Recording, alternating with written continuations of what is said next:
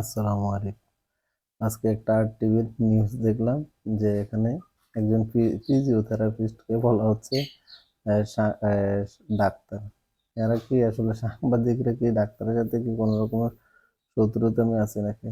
যে যারা একজন ফিজিওথেরাপিস্ট কে ওরা চিনে না, ফিজিওথেরাপিস্টকেও বলা হয় ডাক্তার। ফিজিওথেরাপিস্ট নাকি ওর কাজের লোককে দর্শন করছে।